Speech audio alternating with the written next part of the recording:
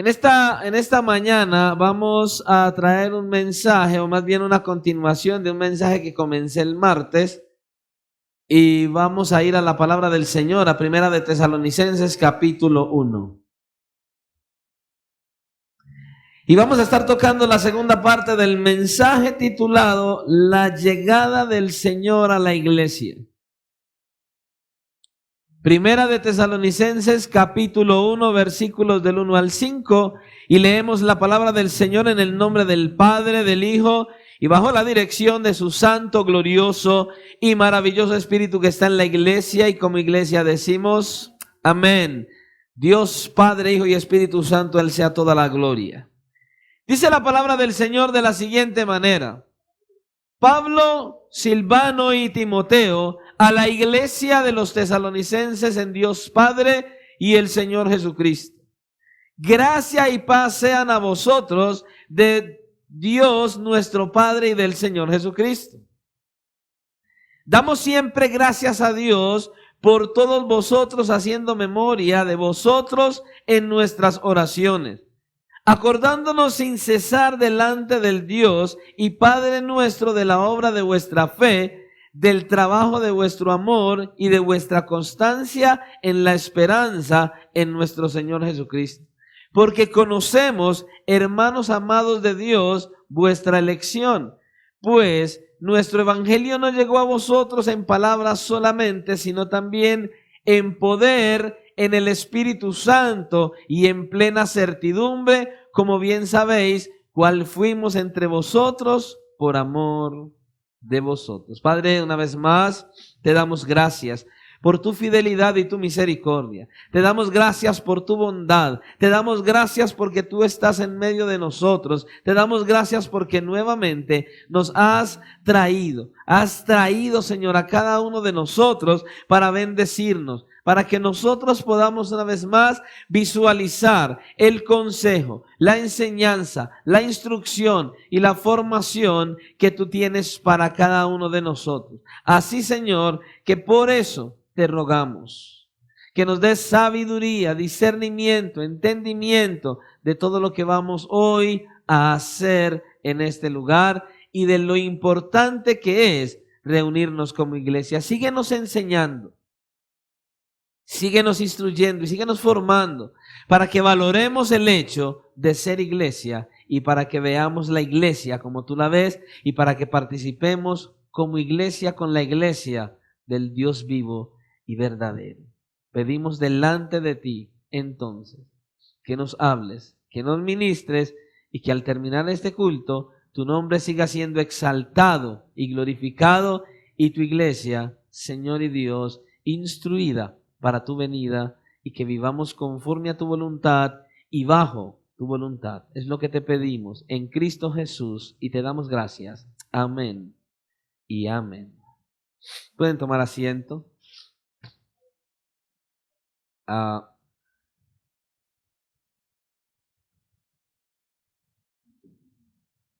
Estuvimos entonces mirando esta carta o comenzando esta carta el martes anterior, y en el mensaje anterior sobre esta carta estuvimos hablando algunas cosas importantes que yo espero que usted tenga en cuenta, tenga en mente, porque es para aquellos que somos parte de la iglesia, quienes no son, y el Señor ha llamado para que sean parte de la iglesia. Es sumamente importante que entendamos lo que el Señor nos habla a través de esta carta. En el mensaje anterior entonces dijimos que uno de los grandes privilegios que los cristianos tenemos de parte del Señor es que Cristo mismo nos une a Él y a la iglesia en el momento en que usted y yo nos convertimos. En el momento en que usted y yo venimos a Cristo en arrepentimiento y fe, en el momento en que usted y yo recibimos a Cristo y lo aceptamos como Señor y Salvador, cuando usted y yo nos arrepentimos de nuestros pecados y vamos y damos ese paso importante como es el bautismo, vamos a las aguas y reconocemos públicamente que queremos morir para este mundo y vivir para Cristo, el privilegio que nosotros tenemos es ser unidos a Cristo y a su iglesia. No solo a la iglesia local, sino a la iglesia universal del Señor Jesucristo. Y verdaderamente es un privilegio ser parte de la iglesia de Cristo, porque todo aquel que es parte de la iglesia de Cristo, lo que significa es que es parte de la familia de Dios, un hijo y una hija de Dios. Es lo que significa ser iglesia de Jesucristo y parte de la iglesia de Jesucristo. Es importante entender esto. Venir a la iglesia no te hace cristiano, no. Necesitas venir a la iglesia y ser cristiano.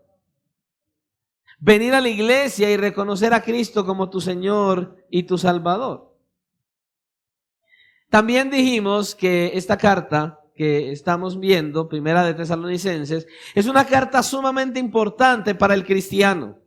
Es una carta importante porque es una carta que nos llena a nosotros de paz, de esperanza, de confianza, de consuelo. Es una carta que nos impulsa a nosotros a que busquemos vivir en santidad. ¿Por qué? Porque es una carta que nos habla acerca de la segunda venida del Señor Jesucristo para llevar a su iglesia. Cuando miramos esta carta, nosotros podemos ver que en cada uno de sus capítulos hay una mención acerca de la segunda venida de Cristo. Y el tener en mente la segunda venida de Cristo nos sirve a nosotros como aliento, como aliciente, como motivación para poder seguir adelante viviendo la vida cristiana, puestos los ojos en Jesús y en su regreso a levantar la iglesia para que estemos con Él por toda la eternidad. Pero no solo eso. El apóstol Pablo en esta carta quiere enseñarnos a nosotros cómo debemos vivir nuestra vida cristiana de manera correcta en este mundo tan perverso, con nuestra mente puesta en esa segunda venida.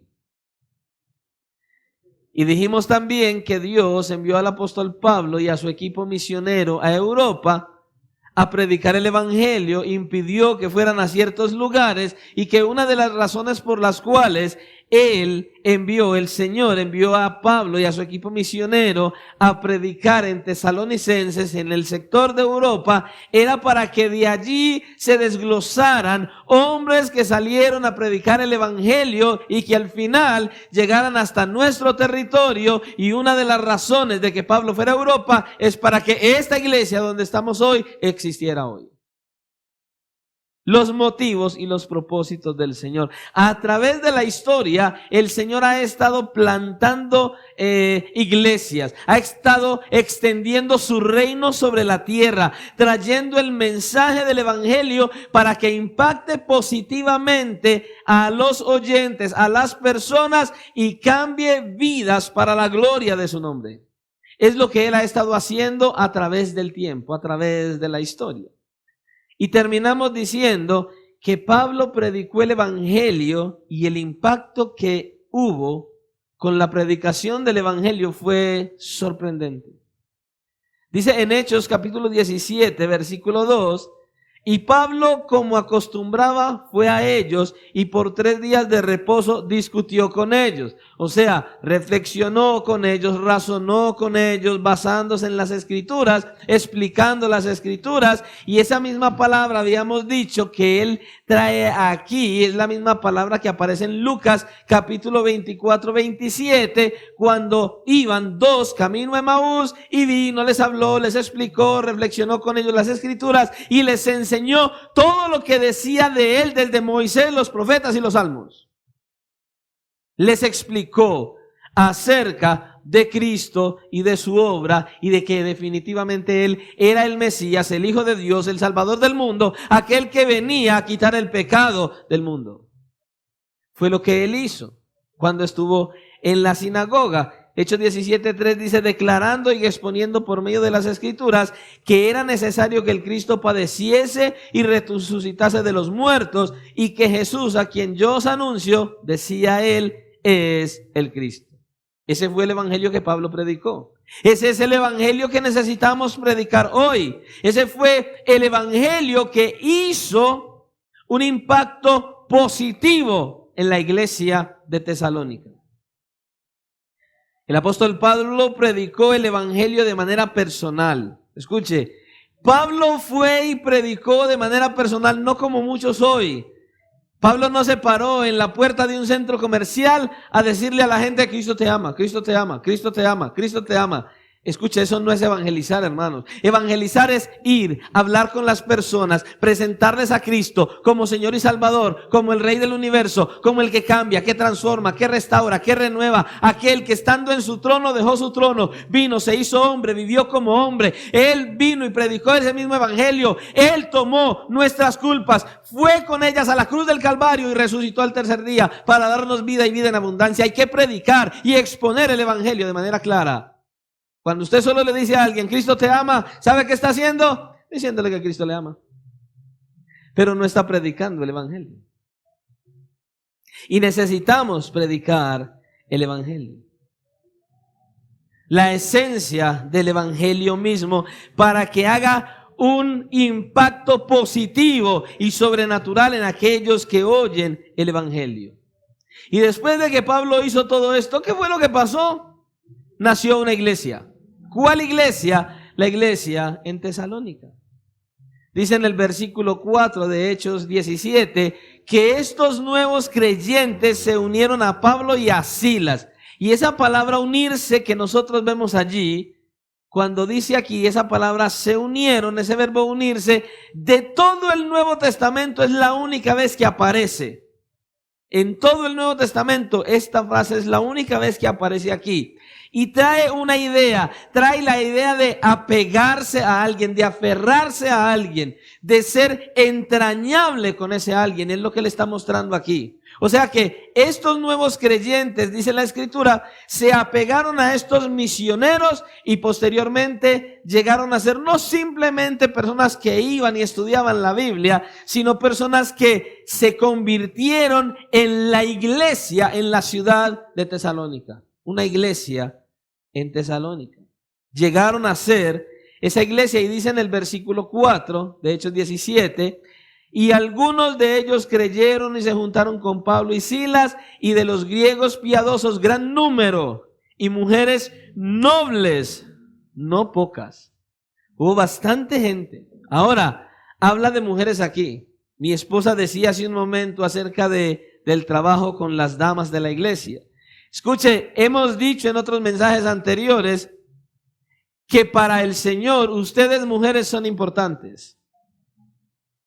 Bastante importantes. Tanto así que a la primera persona que Cristo se le aparece resucitado es a una mujer. Bueno, de hecho fueron 3 mujeres. Las mujeres son importantes para el Señor. Las mujeres siempre han marcado la diferencia en la iglesia del Señor Jesucristo. Y yo espero que las mujeres en este lugar sigan marcando la diferencia en la iglesia y en esta iglesia. Que entiendan lo que son para Él y todo lo que Dios puede hacer a través de ustedes en la iglesia. Aquí estamos viendo que se unieron gran número de griegos. Pero dice, y mujeres nobles no pocas. ¿Y sabe qué es lo que está diciendo? Que estas mujeres nobles eran mujeres que estaban casadas con hombres que tenían autoridad política en Tesalónica. Eran mujeres de renombre, eran mujeres de dinero, reconocidas en la ciudad como tal, eran mujeres de influencia, pero sobre todo eran mujeres temerosas de Dios. Y aunque no eran judías, estas mujeres se añadieron, se unieron, se convirtieron al Dios de los judíos, al Dios vivo y verdadero. Y estas mujeres asistían a las sinagogas, pero pareciera que cuando hicieron parte de la iglesia, estas mujeres utilizaban su dinero y empezaron a utilizarlo ahora en la iglesia. Dejaron de dar el dinero, sus ofrendas en la sinagoga y empezaron a llevarlo a la iglesia, y esto ocasionó un problema. Porque miren lo que dice ahí en Hechos 17, versículo 5. Entonces los judíos que no creían, teniendo celos, ¿ven el problema? La envidia llegó. La envidia llegó. Se nos están yendo para otra iglesia. ¿Usted no ve que eso es lo que pasa hoy? Los pastores están y son celosos de que se vayan unos para una iglesia, se están yendo para otra, pero no están pensando sino en el dinero. No piensan en las almas. No piensan en la vida espiritual de las almas. No, solo les interesa el dinero. Se nos están yendo los diezmos y las ofrendas. Eso estaba pasando aquí. Se nos están yendo para la otra iglesia. Estos hombres no tenían una mentalidad de reino. Ellos estaban preocupados de su pequeño reino, de lo que ellos querían construir, pero no estaban pensando en la expansión del reino del Señor. Y se llenaron de envidia de tal manera, que sigue diciendo ahí en el versículo 5, que tomaron consigo a algunos ociosos, hombres malos, y juntando una turba, alborotaron la ciudad y asaltando la casa de Jasón, procuraban sacarlos al pueblo. Versículo 6, pero no hallándolos, trajeron a Jasón y a algunos hermanos ante las autoridades de la ciudad, gritando: estos que trastornan el mundo entero también han venido acá, a los cuales Jasón ha recibido, y todos estos contravienen los decretos de César, diciendo que hay otro rey, Jesús. Tremenda la envidia, ¿hasta dónde los llevó? ¿Se puede dar cuenta? Esa envidia los condujo a difamar de ellos. Pero ellos captaron el mensaje. Escuche, cuando el rey Jesús llega a una ciudad, pasa una de dos cosas. ¿Qué pasa, pastor? Algunos se rinden ante su autoridad o probablemente otros se rebelan contra su autoridad. Y aquí estamos viendo ambas cosas. Aquellos que se rindieron ante la autoridad de Cristo y a estos que levantaron la turba que se rebelaron contra dicha autoridad. Que no estaban haciendo las cosas para la gloria del Señor. Ahora, cuando uno comparte el evangelio con las personas, no sé si a usted le ha pasado, me ha pasado en ocasiones, uno comparte el evangelio, uno les enseña la palabra, uno les muestra lo que es Cristo, las provisiones, las bendiciones, la gloria de Dios, y en algunas ocasiones me han preguntado: pastor, hágame un favor, si yo me convierto a Cristo, voy a tener que dejar a mis amigos. Y ¿sabe yo qué les digo? Tranquilo, no, ellos se van a encargar de dejarte a ti. Ellos te van a dejar. No tienes que dejar a ninguno. Ellos solitos se van a ir. De hecho, me ha pasado. Yo recuerdo tiempo atrás, cuando no conocía a Cristo, que tenía unos muy buenos amigos. Y lo que hace que me convertí, ya ni me responden ni los mensajes, ni las llamadas, y me ven y parecieran que hubieran visto al diablo porque huyen. Bueno, ¿qué haremos con ellos? Es cosa seria. Ahora escuchen, obviamente estos judíos pretendían presentar a los misioneros como que ellos eran causantes de disturbios. Y decían que ellos lo que habían venido era a hacer una revolución. Ellos vienen a hacer una revolución. Ellos están trayendo aquí a otro que no es rey que el César, sino a otro a presentarlo como rey. Ellos están haciendo aquí un problema. Era lo que ellos querían presentar. Están trayendo a otro rey y no es el César. Ese fue el disturbio. Ahora, lo que sí es cierto es que ese rey Jesús, cuando llega, no deja las cosas como estaban. Algo pasa. Cuando ese rey Jesús llega a la ciudad, cuando ese rey Jesús llega a una vida, a un alma, cuando verdaderamente ese rey Jesús llega a alguien que lo recibe y lo acepta y se somete a su autoridad, Él no deja las cosas como estaban. Algo nuevo tiene que pasar, algo tiene que suceder, un cambio tiene que surgir si hay un verdadero encuentro con ese rey Jesús. Si te encuentras solo con la religión, sigue siendo el mismo. Ese rey Jesús del que Pablo predicaba, ellos entendieron, no era simplemente un salvador que perdona pecados. Ellos entendieron que era un rey, y escuche que aquí es donde viene el problema con la iglesia. Aquí es donde comienza el problema con la iglesia.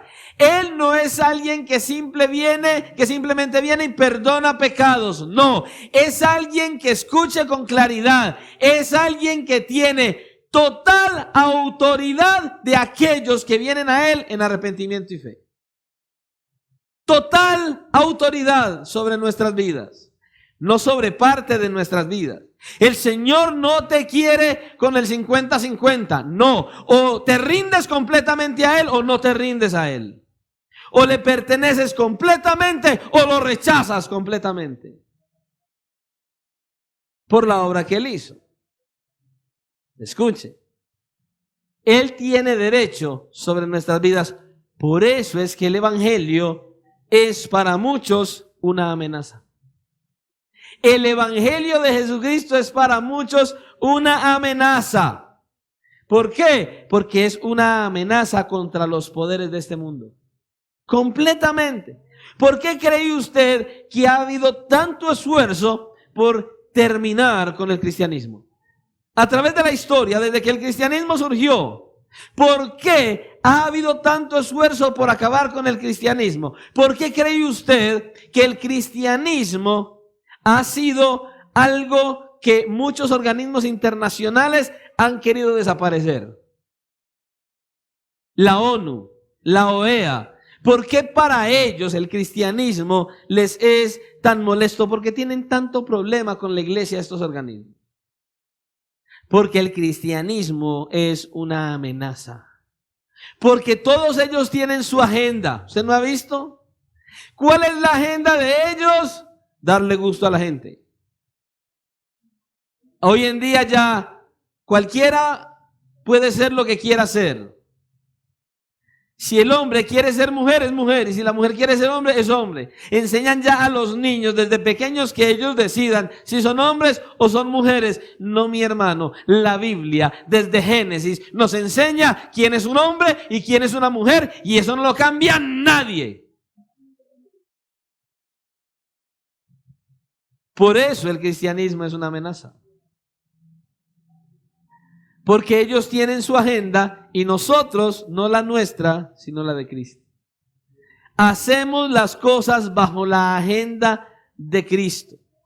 Él tiene la suya. Y ese es el problema. ¿Cuál es el problema? Es una pelea entre dos reinos. El reino terrenal que ellos quieren sostener y el reino de los cielos, pero definitivamente va por encima de cualquier otro reino. Es una lucha entre dos reinos lo que vemos aquí. Ahora, entienda algo que es sumamente importante y que a veces nosotros no vemos y no relacionamos y no visualizamos. ¿Qué significa ser cristiano? ¿Qué significa ser iglesia de Jesucristo? Escuche, ser cristiano, convertirse a Cristo es mucho más que aceptarlo como Salvador. Ser cristiano, convertirse a Cristo es muchísimo más que aceptarlo como Salvador. ¿Sabe? Ser cristiano es una entrega voluntaria. Una entrega voluntaria de todo lo que somos. Es rendirnos plena y completamente a su autoridad. El que quiera ser cristiano legítimo debe entregarse voluntariamente para hacer completamente su voluntad. Vivir para Él y hacer absolutamente todo lo que Él diga que hagamos. Rendirnos ante su autoridad de Rey de Reyes y Señor de Señores. Eso es ser cristiano y no hacer la nuestra. Convertirse a Cristo es eso. Eso es ser cristiano. Nosotros dejar a un lado nuestra autoridad y rendirnos a su autoridad. Porque escuche con atención. Si Cristo no es tu Rey, tampoco es tu Salvador. Si Cristo no es tu Rey, tampoco es tu Salvador. Meditemos. ¿cuál es la función del rey y cuál es la función de los súbditos del rey? El rey gobierna y los súbditos hacen su voluntad. Obedecen al rey. Ahora, él vino como Señor y Salvador, sí. Pero si no lo tienes a él como rey, no es tu Salvador. Hay muchos que solo quieren que él sea su Salvador, que nos libre del pecado, de la muerte, de ir al infierno, pero no se quieren someter a su autoridad, no se quieren someter a su gobierno, quieren vivir como ellos quieren, muchos quieren vivir como les place, muchos quieren hacer lo que quieren hacer, pero escucha, Él es el Rey de Reyes, Él es el Señor de Señores, y para que seas cristiano tienes que someterte a su autoridad como Rey y hacer lo que Él dice que hagas. Muchas veces no pasa con muchos en la iglesia y ahí el problema. No se puede tener una cosa sin la otra. Ambas las tienes que tener si verdaderamente quieres ser cristianos. Como cristianos, si el Señor es nuestro Rey, entonces ¿qué debemos hacer? Obedecer su voluntad. Y esto a mí me llama bastante la atención porque hay muchos que dicen que el Señor es su Rey. Hay muchos que dicen que se someten a la soberanía de su Rey, pero viven como quieren. Por ejemplo, ¿cuántos pudiendo no se congregan cuando la iglesia se congrega? Pregunta, ¿están haciendo la voluntad del Señor? Ahora, vamos a ver ahora más adelante lo serio de ser iglesia de Cristo. Y usted va a entender por qué es que siempre desde el púlpito recalcamos tanto congregarse, congregarse y congregarse. Usted hoy va a saber por qué es. Bueno, ya usted lo sabe, el Señor nos va a recordar una vez más por qué es tan importante que usted se congregue cuando la iglesia se congrega. Y partiendo de este principio, si Él es tu Rey, te congregas pudiendo bajo tu voluntad o bajo la de Él. O sea, si estás viviendo bajo tu voluntad, vienes cuando quieres. Si estás viviendo bajo la soberanía y la autoridad de Él, te congregas cuando la iglesia se congrega. Y lo puedes hacer. Ahora, miremos otra. El día domingo, por ejemplo. El día domingo. Usted le ponen una cita médica. ¿Y cuánto tiempo llega usted antes a la cita médica? 10, 15, 20 minutos. El domingo, el día del culto, usted o llega sobre la hora o después de la hora. ¿Te está sometiendo a la autoridad tuya o a la del Señor? Hermano, es que usted no ha podido entender con quién es la cita en la iglesia. La cita no es con su pastor. La cita es con el pastor de pastores, el Rey de Reyes y con el Señor de Señores que se llama Jesucristo. Él te citó, pero llegas a cualquier hora y no te importa. Vienes el día que quieres y no te importa. Entonces es sencillo. Si Él no es tu Rey, no es tu Salvador. Así de sencillo. Si Él no es tu Rey, tampoco es tu Salvador. Ahora, eso no quiere decir que nosotros los cristianos vivimos una vida perfecta de obediencia, imposible. No vamos a vivir jamás una vida de obediencia perfecta mientras que el pecado more en nosotros. Pero eso lo que sí quiere decir es que el cristiano desea con todo su corazón hacer su voluntad. Quiere decir que el cristiano lucha contra su pecado para hacer la voluntad del Señor. Eso quiere decir que cuando el creyente peca, se duele porque pecó, se avergüenza porque pecó. ¿Y qué hace? Vuelve a su Señor en arrepentimiento y en fe. Pero muchas veces pecamos, hacemos lo malo delante del Señor, nuestras palabras no son las más adecuadas, nuestros actos no son los más adecuados, hasta mentiras decimos porque no venimos a la iglesia. Pastor, me pasó esto, y están mintiendo y no importa. Se convierten en algo así como dice la Escritura, en abominables. O sea que pecan y es como si estuvieran tomando agua, no les importa, tranquilo, ese no es un cristiano. Para nada es un cristiano. El cristiano verdadero, cuando peca de la manera que sea, se duele de su pecado y se avergüenza. ¿Sabe por qué se avergüenza? Porque escucha, cuando usted y yo pecamos, ¿sabe qué sucede? Dios está ahí viendo nuestro pecado. Nadie se lo contó. No, Él lo vio en vivo y en directo. Él nos está viendo allí en el instante. Es más, Él lo sabe antes de que lo hagamos. Mayor aún. Y ese cristiano, ese verdadero cristiano, ese que verdaderamente ha venido a Cristo en arrepentimiento y fe, cuando peca, se duele, se avergüenza, pero viene a Cristo y viene buscando arrepentimiento por fe en que Cristo Jesús lo va a perdonar. Pero no jugando con la gracia. Escuche, el arrepentimiento no pasa una sola vez. Ay, que ya me convertí, me arrepentí. No. El arrepentimiento es constante y continuo. Nosotros debemos estar en una vida de arrepentimiento. De hecho, Martín Lutero decía eso. Que nuestra vida es una vida de arrepentimiento y de fe. Vivimos toda la vida por fe y vivimos viniendo al Señor en arrepentimiento constante. ¿Por qué? Porque el pecado habita aún en nosotros. Nuestra vida cristiana es una vida de arrepentimiento y es una vida de fe. Por eso cuando miramos a estos hombres y mujeres en Tesalónica, dice Pablo que ellos se convirtieron. O sea, cuando se convirtieron, se volvieron de los ídolos al Dios verdadero, al Dios vivo y verdadero. Eso es lo que nosotros definimos como conversión. Volverse, se volvieron, sus vidas fueron transformadas. Pregúntate, ¿tu vida está siendo transformada hoy? ¿Verdaderamente te has vuelto de los ídolos al Dios vivo? Sí, pastor, yo ya no tengo imágenes, yo ya no tengo... ¿Y qué otra cosa tienes que sea tu ídolo? ¿Sabe cuál es el primer ídolo que necesitamos estar matando todos los días? El yo. El yo. Porque siempre queremos hacer lo que yo quiero, lo que a mí me gusta, y no nos preguntamos si esa es la voluntad del Señor.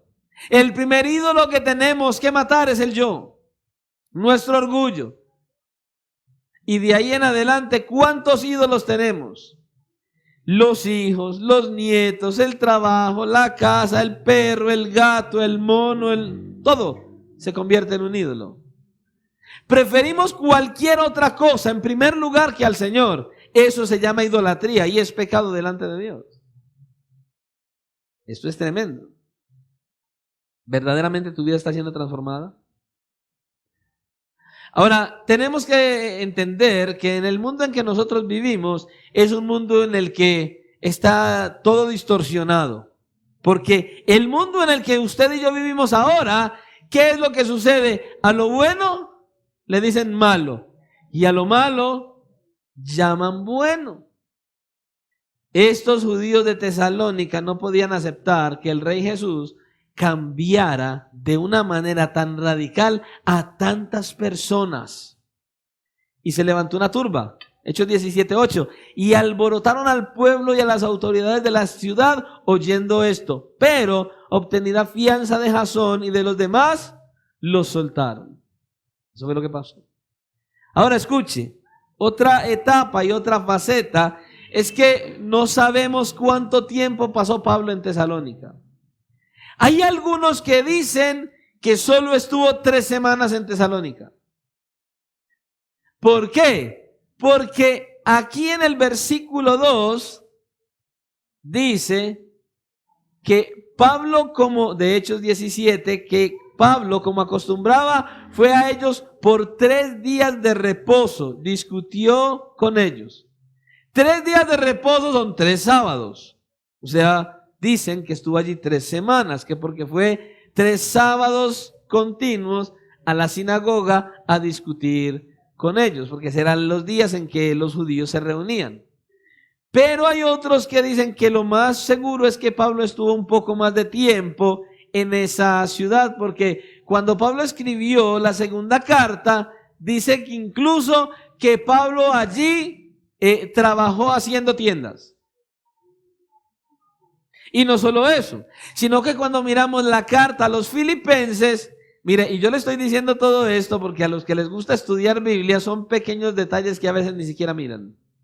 Así como hablábamos lo de Lucas el martes, que de repente estaba hablando de ellos fueron y de repente dice fuimos y después otra vez dice fueron.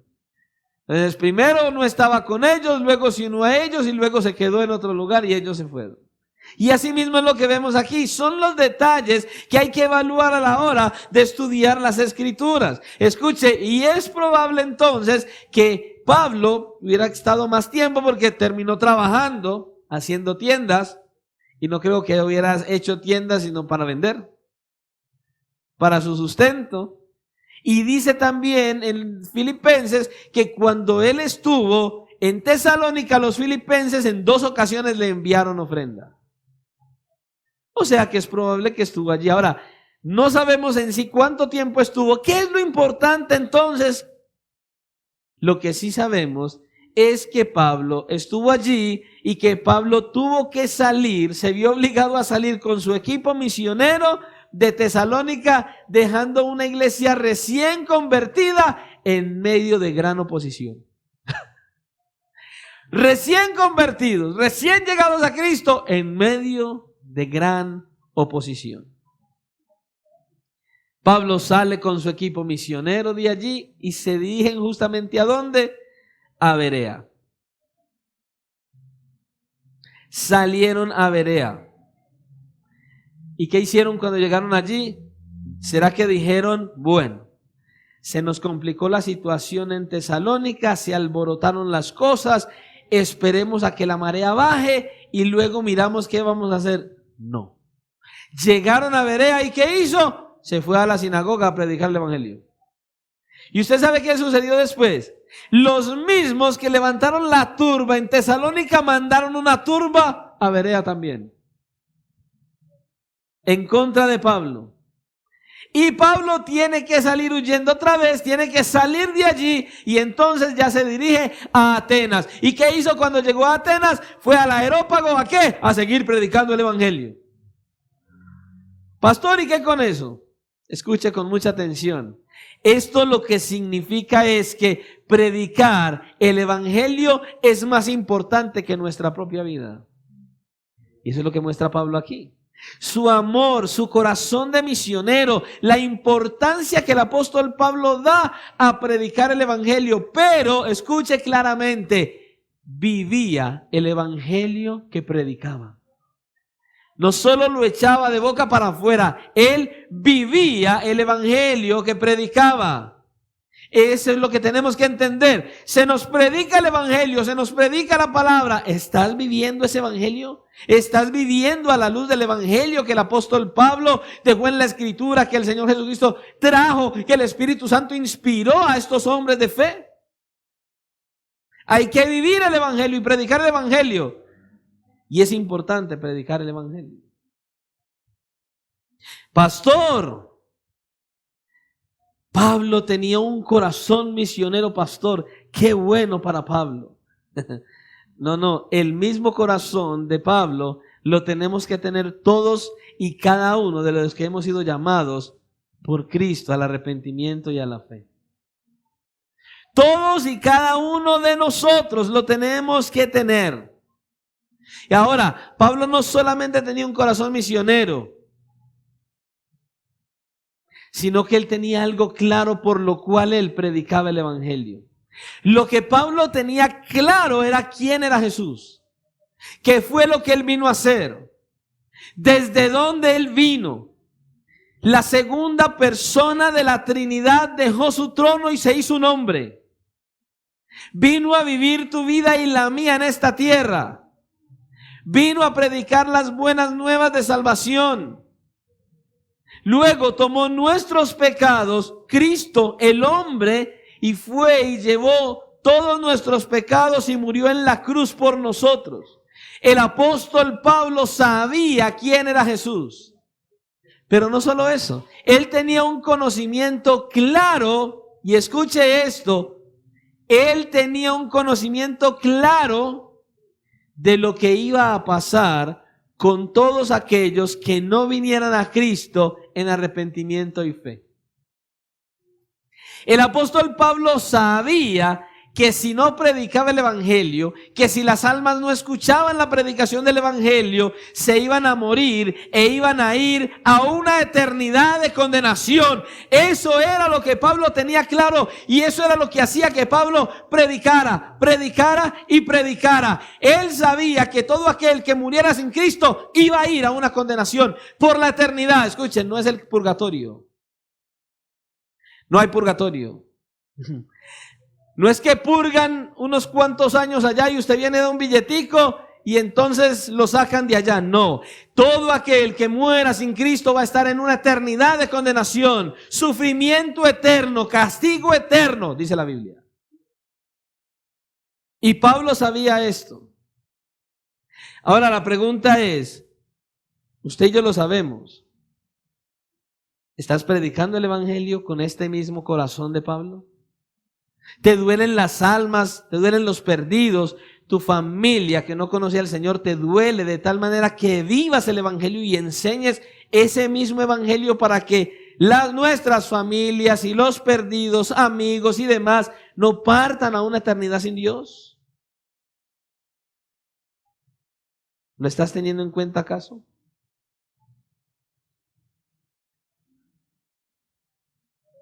Hay que tenerlo en cuenta. Tienes un corazón sensible para predicar el evangelio a los perdidos, ¿verdad?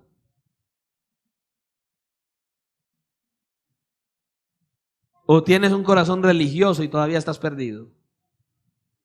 Si tienes un corazón religioso y todavía estás perdido, necesitas el evangelio, vivir a Cristo para que no te pierdas de verdad en la eternidad sin Él. Pablo llega a Atenas y luego de Atenas sale a Corinto, y estando en Corinto Pablo no puede soportar más el no saber qué pasa con los hermanos de Tesalónica. Él tenía un corazón pastoral, un corazón en el cual él muestra que él verdaderamente estaba aferrado, unido a estos hermanos de Tesalónica. ¿Qué habrá pasado con los hermanos en Tesalónica? Recuerde, él tuvo que salir de ese lugar, una iglesia recién fundada, nuevos convertidos, en medio de gran oposición. Y el apóstol Pablo sigue en sus viajes. Recuerde lo que dijimos. Los viajes del apóstol Pablo, no piensen los viajes de Pablo como hoy. El autobús, el taxi, el metro, el avión. No había nada de eso. Antes de llegar a Tesalónica, recuerde, fueron casi 1000 kilómetros a pie. Y ahora sale de Tesalónica, va a Berea. No es que usted piense que entonces salió de aquí de la iglesia de Zamora y llegó allí al playón. No. Él va en su recorrido y ahora él llega a Corinto y está preocupado por los hermanos. ¿Qué habrá pasado con ellos? Y miremos lo primero que Pablo dice en el capítulo 2 de Primera Tesalonicenses, en el versículo 18. Dice: por lo cual quisimos ir a vosotros, yo, Pablo, ciertamente una y otra vez, pero Satanás nos estorbó. Pablo quería ir a Tesalónica, capítulo 3, versículo 1. Por lo cual, no pudiendo soportarlo más, acordamos quedarnos solos en Atenas. Aquí vemos ese amor entrañable de Pablo para con estos hermanos. Y sigue diciendo, en capítulo 3, versículo 1, por lo cual no pudimos soportarlo más, no pudiendo soportarlo más, acordamos quedarnos solos en Atenas. Y enviamos a Timoteo, nuestro hermano, servidor de Dios y colaborador nuestro en el evangelio de Cristo, para confirmaros y exhortaros respecto a vuestra fe. Pablo se queda y él envía a Timoteo a Tesalónica. Necesito que vayas y mires qué pasa con los hermanos en Tesalónica. Pablo ya no soportaba más el no saber de ellos. Hay veces eso le pasa a uno en la iglesia, uno ve los hermanos vienen y de repente, no llegan. Martes, no vino. Jueves, no llegó. Viernes, tampoco. ¡Oh, por Dios! Y ya uno tiene que llamar. Y dice, no, ya, Señor, ¿qué pasó? Y uno escribe, y uno llama. Pablo no tenía el WhatsApp de los hermanos en Tesalónica. No había Twitter ni Facebook, entonces le tocó enviar a Timoteo hasta allá. Piénsenlo. Él estaba ahí, estaba ansioso, trató de ir, Satanás les estorbó. No, ya no aguanto más, necesito saber de ellos. Timoteo, viaja. Timoteo va, llega a Tesalónica y luego regresa a Corinto y le da un reporte muy alentador a Pablo y le dice: hermano, Pablo, estos hermanos en Tesalónica están firmes en la fe. Siguen adelante. Ellos no han renunciado a Cristo, pero hay algunos problemitas, le dice Timoteo. Por un lado, algunos incrédulos están difamando de ti, Pablo. Están diciendo que te estás aprovechando de ellos y que solo quieres su dinero. ¿Cómo va a ser? Sí. Y es por eso que Pablo, cuando escribe su primera carta, en el capítulo 2, versículo 5, dice que él no fue para ellos una carga. Para nada. Él no fue buscando un lucro personal para con ellos. Y entonces dice Timoteo que por el otro lado, la persecución contra los creyentes había arreciado, era mayor, estaba más fuerte, más dura. Tremendo. Y por otro lado, algunos hermanos estaban confundidos con la segunda venida de Cristo. Entonces ellos decían, y bueno, ¿y qué pasa? Y entonces los que se murieron, si Cristo viene, ¿qué pasó? Confundidos. Y no solamente ellos, sino que Pablo tiene que corregir eso, pero no solamente ellos, sino que habían otros tan convencidos de que Cristo iba a llegar, que dejaron de trabajar. No, pues ya para qué trabajamos, no queremos hacer nada. Igual Cristo viene y Pablo los tiene que exhortar y decirle: óyeme, el que no trabaje, que no coma. Habían problemas en la iglesia. Y en medio de todo esto, para sumarle un poco más, había un aire de inmoralidad que lo rodeaba, que estaba siendo un peligro para los hermanos en la iglesia y para los nuevos convertidos. Eso se estaba convirtiendo en un peligro para los creyentes que se habían convertido y que habían abandonado el paganismo. Y es por eso entonces que Pablo decide escribirles una carta y luego otra, en la que primero manifiesta su gratitud a Dios por la forma en que estaba obrando Dios en ellos. Es lo que nosotros vemos. Luego les reitera su amor, su preocupación por ellos y los exhorta entonces a mantenerse firmes en la fe y a vivir en santidad, alimentándose de la esperanza de la segunda venida de Cristo. Recuerde, carta a los Tesalonicenses número 1, 5 capítulos, y en cada capítulo el apóstol Pablo recuerda la segunda venida de Cristo. 5 capítulos y en cada uno de ellos le recuerda a la iglesia de Tesalónica que Cristo viene. Y hoy estamos en la iglesia de Cristo y la mayoría de los cristianos ni se acuerdan que Cristo viene. Escucha, Cristo viene. Y viene a levantar la iglesia. Y si no estás preparado, te vas a quedar y no vas a estar en la eternidad con Él. Necesitas ser un cristiano verdadero. Necesitas estar alimentándote de la palabra de Dios. Necesitas vivir día a día con tu mente puesta en que Cristo viene. ¿Cuándo? Cuando Él quiera. En el momento menos esperado. Necesitas alimentarte de la segunda venida de Cristo para permanecer en fe delante del Señor.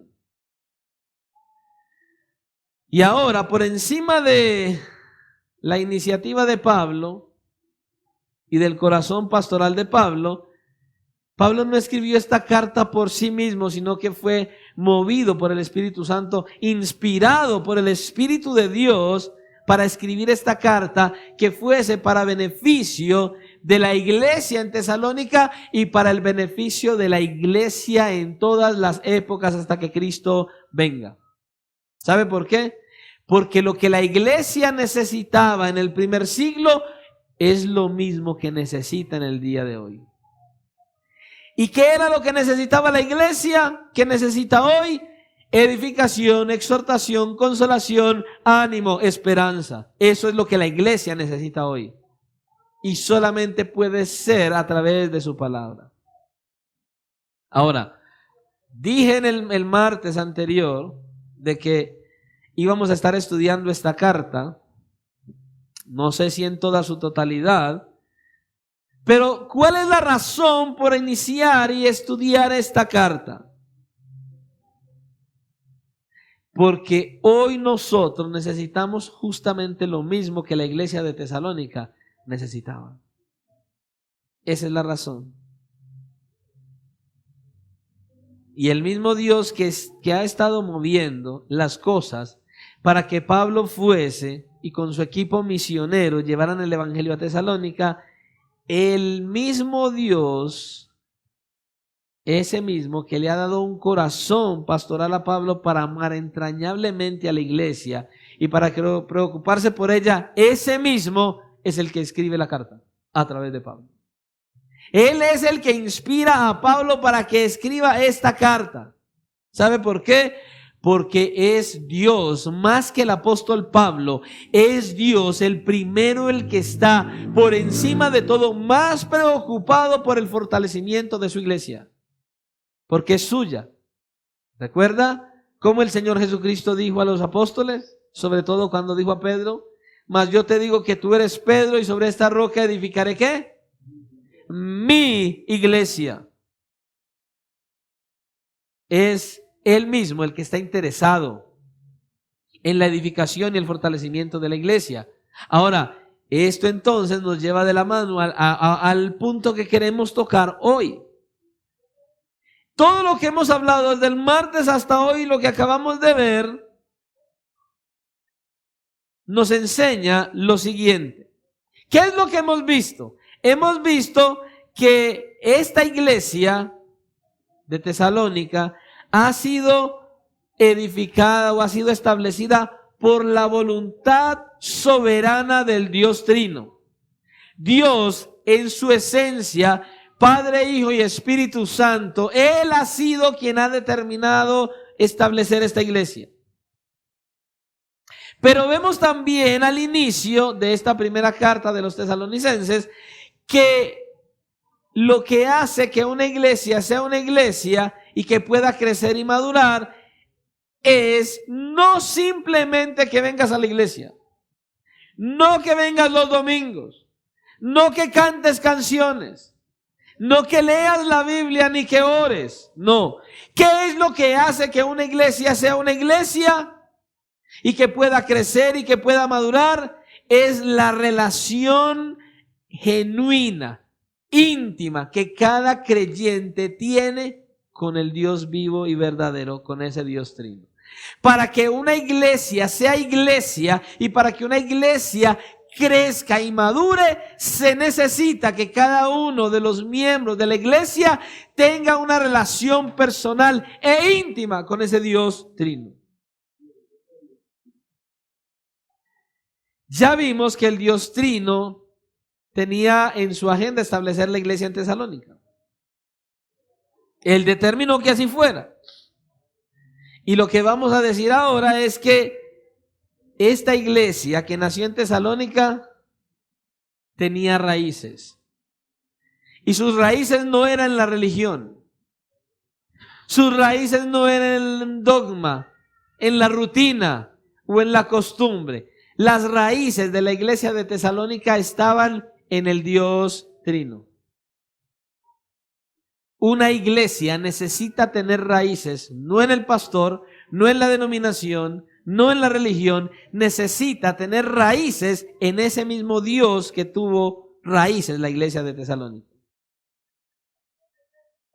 Dicen Primera de Tesalonicenses capítulo 1, versículo 1, Pablo, Silvano, que ese Silvano a la vez es Silas, Pablo, Silvano y Timoteo a la iglesia de los tesalonicenses en Dios Padre y en el Señor Jesucristo. Gracia y paz sean a vosotros de Dios nuestro Padre y del Señor Jesucristo. Escuche. Nosotros no tenemos, obviamente, por la hora, todo el tiempo para estudiar cada elemento de este saludo. Así que vamos a concentrarnos en la forma en la que Pablo describe a los que reciben esta carta.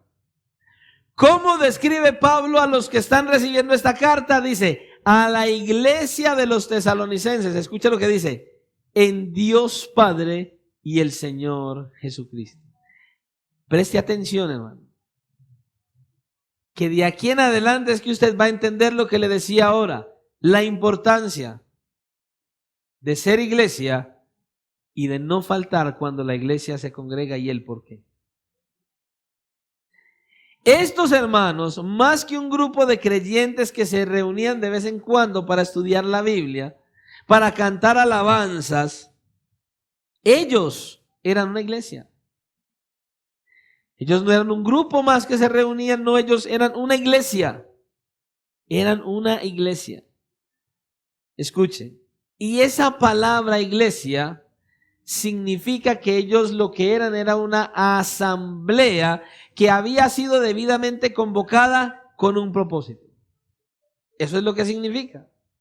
Ahora, en el primer mensaje que di el martes, yo dije que los romanos habían conferido cierto grado de autonomía política a la ciudad de Tesalónica.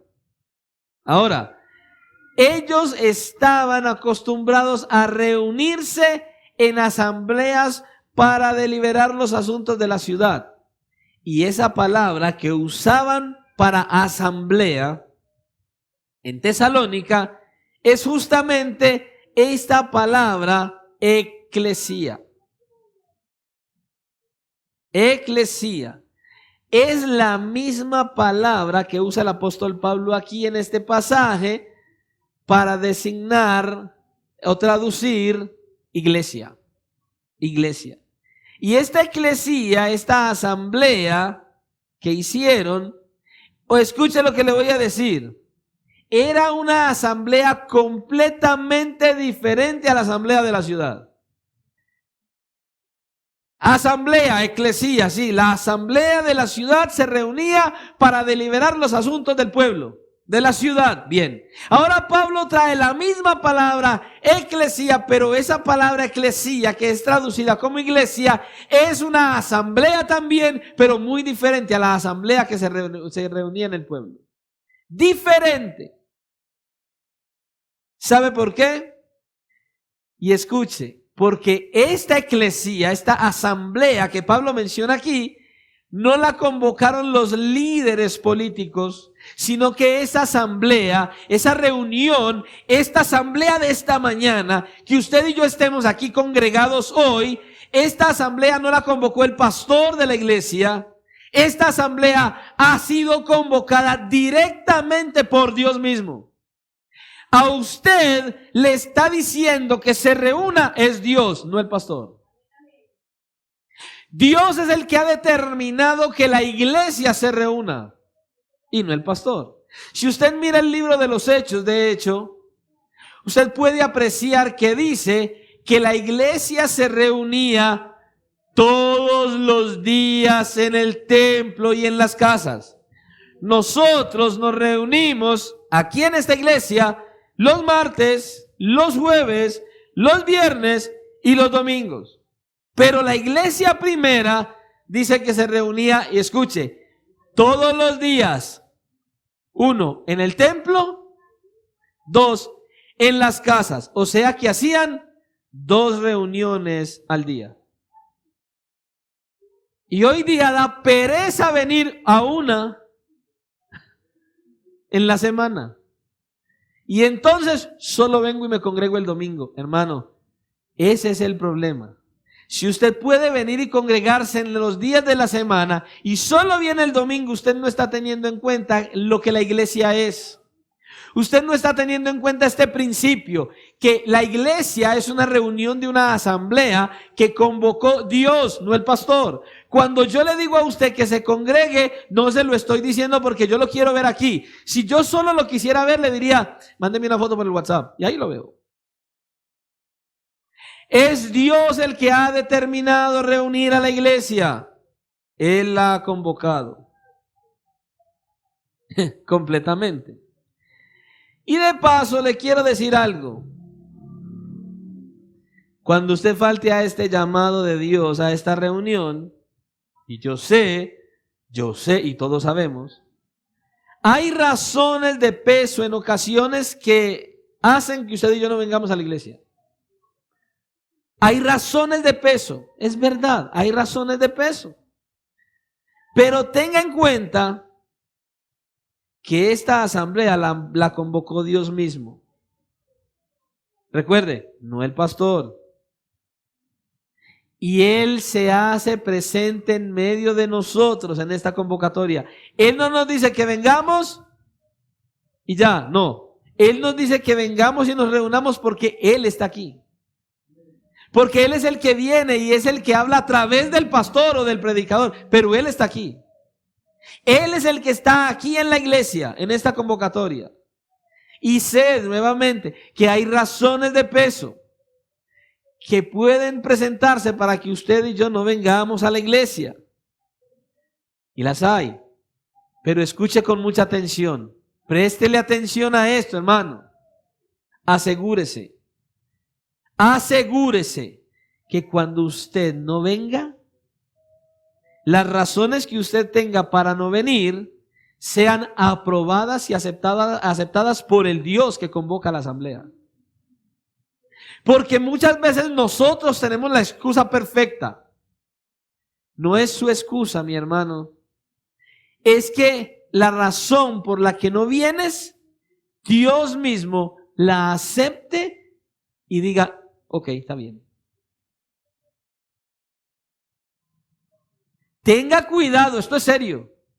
Es que a usted le está colocando una cita, es el Dios vivo y verdadero. Él te está diciendo, ven y reúnete. ¿Por qué? Porque yo te quiero hablar, porque yo te quiero formar, porque yo te quiero capacitar. Y eso es lo mismo que está haciendo hoy. Le está enseñando a usted hoy la importancia de ser iglesia. Él es el Rey soberano. Él es el que manda. Usted y yo solo debemos someternos a Él. Y Él se ha encargado de edificar, de estipular, de conformar la iglesia. Y ahora nos dice que Él es el que convoca las reuniones. Y para que usted falte a una de estas reuniones, la excusa o la razón tiene que ser válida y aceptada por Él, no por usted. Usted le dice al pastor, pastor, no vine porque, tranquilo, es que yo no lo convoqué. Pastor, yo no pude venir a la iglesia, tranquilo, es que yo no lo convoqué. Dígaselo a Él, que Él fue el que le dijo que viniera.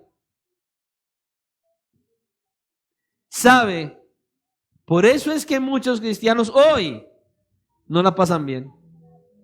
Por eso es que muchos cristianos no les va bien. Porque muchos cristianos prefieren cambiar el día del culto por cualquier cosa.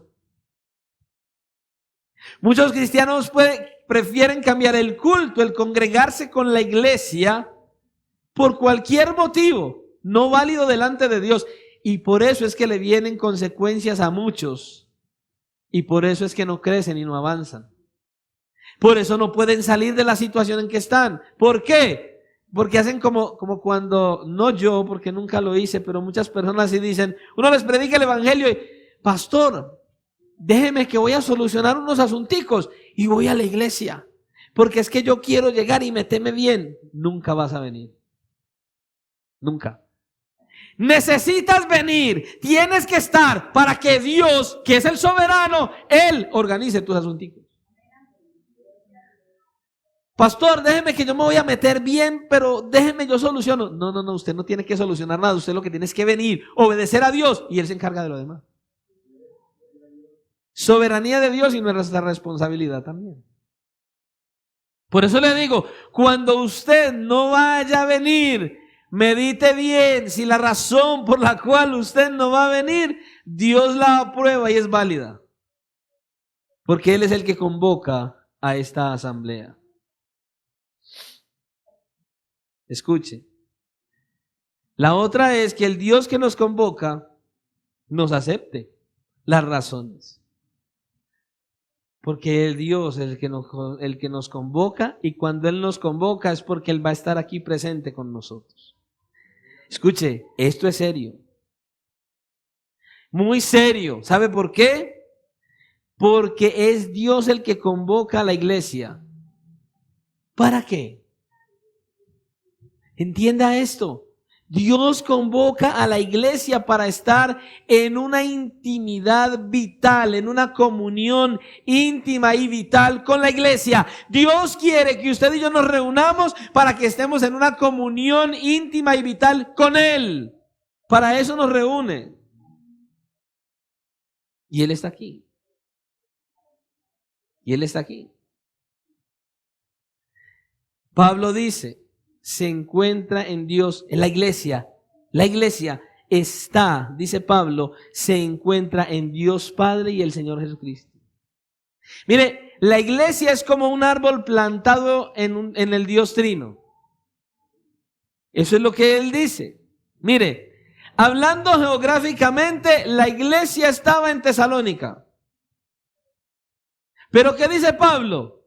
Que espiritualmente la iglesia se encuentra en Dios el Padre y en el Señor Jesucristo. Nosotros, la iglesia, nos encontramos en Dios el Padre y en el Señor Jesucristo. Ahora, yo no sé si usted mira, y lo importante cuando miramos la lectura de la palabra de Dios es cómo en su original lo habla. Y en este pasaje es interesante notar que solamente en este pasaje hay un solo en. ¿Cómo así, pastor? Sí, dice. En el original dice así: en Dios Padre y el Señor Jesucristo. En español leemos en Dios Padre y en Él. No, solo hay un solo en. ¿Qué significa? Que Dios, el Padre, y el Señor Jesucristo son uno solo. Que la iglesia está en Dios Padre y en Cristo a la vez. ¿Por qué? Porque es uno solo. Podríamos traducir esta frase así: que la iglesia está en conexión con Dios el Padre y el Señor Jesucristo. En una conexión, en una unión con Dios Padre y el Señor Jesucristo. Ahora, ¿esto qué es lo que significa? Que la iglesia le pertenece a Dios y tiene su vida en Dios, y eso es lo que hace que una iglesia sea iglesia. Que está en Dios y que su vida le pertenece a Dios y que la iglesia le pertenece a Él. ¿Dónde se encuentran los cristianos? Pastor, en todas partes, en Medellín, en Bogotá, en Cali, en Bucaramanga, en Estados Unidos. Geográficamente sí, pero espiritualmente, ¿dónde están los cristianos? En Cristo. En Cristo. Cada cristiano verdadero está unido a Cristo por la fe. Somos cristianos porque estamos en Cristo. Somos cristianos porque estamos en Cristo, y por esa razón Pablo dice en Colosenses capítulo 3, versículo 3, porque habéis muerto y vuestra vida está escondida en Cristo, con Cristo en Dios. Está escondida con Cristo en Dios. Usted puede ver lo maravilloso que es esto, hermano. Nuestra vida, la del cristiano, del que ha venido a Cristo en arrepentimiento y fe, está escondida con Cristo en Dios. Y como los creyentes verdaderos estamos escondidos con Cristo en Dios, la iglesia está en Dios Padre y en el Señor Jesucristo. Eso es la iglesia. Y de hecho, un poco más adelante, Pablo hace mención al Espíritu Santo. Por eso decimos que la iglesia está en el Dios Trino y que la vida de la iglesia está en Cristo, en Dios el Padre, pero también en el Espíritu Santo. En el versículo 4 dice: porque conocemos, hermanos amados de Dios, vuestra elección, 1 Tesalonicenses 1, pues nuestro evangelio no llegó a vosotros en palabras solamente, sino también en poder, en el Espíritu Santo. Y luego dice en el versículo 6, y vosotros vinisteis a ser imitadores de nosotros y del Señor, recibiendo la palabra en medio de gran tribulación con gozo del Espíritu Santo. ¿Se están dando cuenta? Es el Dios Trino el que está en medio de la iglesia. Y lo que dice es que es por la obra del Espíritu Santo que ellos se volvieron de los ídolos a Dios, y usted y yo también. Es por la obra del Espíritu Santo. ¿Para qué? Para servir al Dios vivo y verdadero. Y era por la obra de ese mismo Espíritu que ellos podían experimentar gozo en medio de la gran aflicción en la que estaban viviendo. Hoy en día, si usted no experimenta gozo en medio de la aflicción, escuche, no es que usted se goce por la aflicción. Está bien en la aflicción. Ay, Señor, gracias por la aflicción. No, Señor, eso es masoquismo. Señor, estoy en aflicción, pero a pesar de ello, Señor, hay gozo en mí porque estoy en ti, Señor. Es diferente. El Espíritu Santo era el que estaba haciendo eso. Así que es el Dios Trino el que estuvo involucrado en el establecimiento de la iglesia desde el principio, y está involucrado el mismo Dios Trino en el establecimiento y en el sostenimiento y el fortalecimiento de la iglesia hoy y hasta que Cristo venga. Todos los días está involucrado en eso. Es el que nos ha tomado para sí. ¿Quién? El Señor. Para que la vida de nosotros como iglesia estuviera escondida ¿en quién? En Él. En Él, hermano. Escuche, la iglesia es iglesia porque se encuentra en Dios. Por eso es iglesia. La iglesia vive en Dios, está centrada en Dios. Pastor, ¿y eso qué significa en la práctica? Está bueno. En primer lugar, que es un privilegio ser parte de la iglesia de Jesucristo. Si usted no lo ve así, no es parte de la iglesia. Si usted no lo ve así, usted no es parte de la iglesia. Escuche, lo que esto significa es que es un privilegio ser parte de la iglesia de Jesucristo. ¿Por qué? Porque hay una conexión entre Dios y la iglesia que no existe con ninguna otra asamblea en este mundo. Solamente con la iglesia. Escuche, no hay nada más importante para Dios que la iglesia. Pablo quiere que estos hermanos despreciados por el mundo, tratados con hostilidad por los incrédulos, aprecien el privilegio que el Señor les había dado de ser parte de una asamblea tan especial. Ellos no eran dignos de lástima y nosotros tampoco. Hay problemas, hay dificultades, hay necesidades. El mundo nos aborrece, todo el mundo quiere matarnos, nadie quiere que prediquemos el evangelio. Sí, eso es verdad, pero no somos dignos de lástima. No somos dignos de lástima, mi hermano. La verdad, yo no sé qué puede estar pasando en la vida suya. Qué situaciones, qué problemáticas, qué aflicciones, qué pruebas. Yo no sé qué puede estar pasando en su vida en el día de hoy. Ahora, algo que se dice por medio de la Escritura es que todos los cristianos fuimos de una u otra manera, somos y seremos de una u otra manera afligidos, perseguidos, vituperados, pero una cosa sí le aseguro, lo único que nosotros no somos es dignos de lástima. Para nada no somos dignos de lástima. ¿Por qué? Porque la promesa que usted y yo tenemos es maravillosa. No somos dignos de lástima. ¿Sabe por qué? Porque usted y yo pertenecemos a la familia de Dios. Porque usted y yo, siendo parte de la iglesia de Jesucristo, pertenecemos a la familia de Dios. Nosotros pertenecemos a la iglesia del Dios vivo y verdadero. Y ese es un privilegio que ningún desprecio de este mundo, ninguna aflicción y nada en esta tierra nos puede quitar. Eso no lo puede opacar es nadie. Pero por otra parte también significa, en segundo lugar, que un verdadero creyente no se puede perder. Que usted y yo, como cristianos verdaderos, estemos escondidos con Cristo en Dios. Que la iglesia esté en el Dios Padre y el Señor Jesucristo, significa que un cristiano verdadero no se puede perder. Un verdadero cristiano. Un cristiano que verdaderamente ha venido a Cristo en arrepentimiento y fe. ¿Qué es lo que dice el Señor Jesucristo en Juan capítulo 10? Versículo 27. Mis ovejas, escuche bien, mis ovejas oyen mi voz y las conozco y me siguen. Pregunta, solo pregúntatelo. Si eres una oveja del Señor, ¿estás oyendo su voz? Estás siguiéndolo, o sea, le estás obedeciendo. Y Él te conoce Y entonces le sigues. Y luego, ¿qué sigue diciendo él? Y yo les doy vida eterna. Y no perecerán jamás. Y escucha, ni nadie las arrebatará de mi mano. Y luego confirma, mi Padre que me las dio es mayor que todos. Y nadie las puede arrebatar de la mano de mi Padre. ¿Y sabe cómo termina diciendo?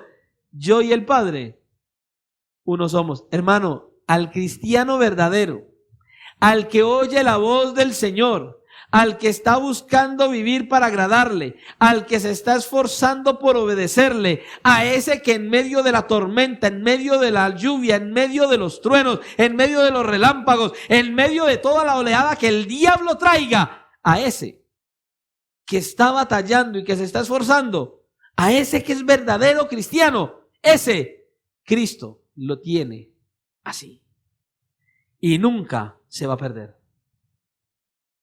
No se pierde, pero hay que estar en Cristo. No en la denominación, no en la religión. Hay que estar es en Cristo. ¿Por qué? Porque hay promesa para el que está en Cristo. Escuche, la iglesia de Tesalónica dice, está en Dios Padre y el Señor Jesucristo. Y usted y yo también, hermano. ¿Por qué? Porque dice que el Padre y yo, uno somos. Pero esto también nos enseña, en tercer lugar, que Dios es el centro de la iglesia. Dios es la razón de la iglesia. Por eso es nuestro privilegio pertenecer a la iglesia. Porque somos inmensamente bendecidos por ser parte de esta asamblea tan especial que se llama la Iglesia de Jesucristo. El poder congregarnos como iglesia en cada culto. Pero mis hermanos, la iglesia existe por la gracia de Dios y para la gloria de Dios. ¿Cómo describe el apóstol Pedro la iglesia en su primera carta?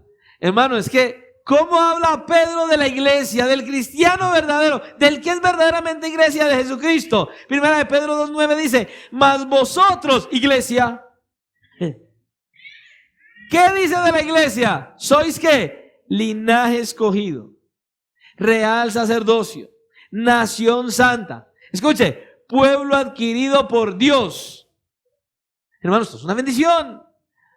Para que anunciéis las virtudes de aquel que os llamó de las tinieblas a su luz admirable. Hermano, qué privilegio, gloria a Dios, por ser parte de la iglesia, miembros de la iglesia de Jesucristo. Hermanos, necesitamos predicar el evangelio para que Dios abra los ojos de los que no le conocen y entonces vengan y sean parte de la iglesia de Cristo. Necesitamos hacerlo para que le conozcan, para que puedan disfrutar del privilegio que los cristianos disfrutamos de estar en Cristo. Necesitamos esto. Pero escuche, recuerde, el centro de la iglesia es Dios, no los hombres. Pero hay lugares donde tristemente el centro de la iglesia son los hombres. A los pastores los tienen en pedestales. A los pastores los tienen en lugares altos. Los pastores son el Dios. No, mi hermano, en la iglesia el único grande y el único digno de honra, de gloria y de alabanza se llama Cristo. El centro de la iglesia no son los hombres. Así, mis hermanos, que escuche esto, como cristianos, mantengamos a Dios como el centro. Mantengamos su palabra como el centro. Que Él sea el centro de nuestra adoración. Que sea para la gloria de Dios, para la edificación de nuestras almas y para la salvación de los perdidos. Es lo que necesitamos, hermano. Que el Señor nos ayude a meditar en la importancia de ser parte de la iglesia. Que el Señor nos ayude a meditar en lo que hemos visto de esta carta para que usted y yo busquemos cada día crecer en apreciar cada día más lo que la iglesia es. Y a la vez que aprendamos lo que significa ser iglesia en medio de un mundo perverso y pecador. Que aprendamos eso. En el cual usted y yo estamos viviendo. Pero que la única manera y el único aliciente para que usted y yo, escuche lo que le voy a decir, para que usted y yo permanezcamos firmes en este caminar cristiano, sea meditando en que Cristo viene pronto. Yo espero que usted valore el llamado que Dios le hace a ser iglesia de Cristo. No a que simplemente venga a la iglesia de vez en cuando. No, que usted valore el llamado, la convocatoria que Dios le está haciendo a ser parte de la iglesia de Jesucristo. Que usted entienda el privilegio que es y que usted valore la iglesia como Cristo la valora y vea la iglesia como Cristo la ve. Y que usted verdaderamente diga, qué maravilloso privilegio ser parte de la iglesia de Jesucristo. Es un privilegio. Porque lo que Dios quiere hacer en la iglesia es fortificarte, edificarte y formarte. Oremos al Señor y que Él nos siga ayudando para que sigamos viendo esta carta de la manera adecuada y que veamos la iglesia de la manera adecuada. Y si el Señor nos da vida, voy a seguir el martes y el martes vamos a estar hablando, escuche, ¿cómo es una iglesia en la que Cristo está obrando? ¿Cuáles son las evidencias de la iglesia en la que Cristo está obrando? Y ahí sí ya vamos a empezar a mirar la carta como tal. Oremos a nuestro Salvador. Y vamos a orar por el mensaje y posteriormente vamos a estar participando de la cena del Señor. Este recordatorio tan precioso de lo que Cristo ha hecho en esa obra de la cruz del Calvario para la salvación de nuestras almas. Amén. Así que vamos a orar y que sea el Señor quien nos siga direccionando y esté ahí preparado para que luego obviamente estemos orando por los implementos de la cena y participando de este privilegio como es la cena del Señor. Padre, te damos gracias en esta hora por tu fidelidad, por tu misericordia, porque nos has traído una vez más y nos has dado la oportunidad y el privilegio de poder participar hoy de este culto en el cual nos has enseñado una vez más que debemos valorar la iglesia, que debemos darle el valor que tú le das, que tú eres el Rey soberano que ha determinado establecer la iglesia universal en esta tierra y convocarnos para ser parte de una iglesia local. Gracias, Señor, porque nos has llamado a que tú seas nuestro Rey, nuestro Salvador y nos sometamos a tu autoridad, que busquemos, Señor, vivir para agradarte, que verdaderamente nosotros entendamos que esta iglesia, que esta asamblea ha sido convocada por Dios mismo y que necesitamos entonces tener en cuenta que cuando no venimos estamos dejando a la espera a ese Dios precioso que nos ha llamado para que estemos con Él. Señor, por favor, guíanos, direcciónanos, cambia, transforma, renueva nuestra mente y ayúdanos, Señor, a vivir el evangelio que escuchamos, a predicar el mismo evangelio, que anhelemos con todo nuestro corazón alcanzar las almas para la honra, la gloria y la alabanza de tu santo nombre. Señor, delante de tu presencia estamos y te rogamos que ahora podamos participar de la cena del Señor con gozo y con alegría, este recordatorio precioso de la obra que tú hiciste en la cruz del Calvario. Así que en tus manos quedamos, Señor, en esta hora para que podamos participar de ella con gozo y con alegría y que tu palabra haga ese efecto positivo y sobrenatural en todos y cada uno de los que hoy hemos escuchado el mensaje de tu palabra, porque te lo pedimos en Cristo Jesús y te damos gracias. Amén y amén.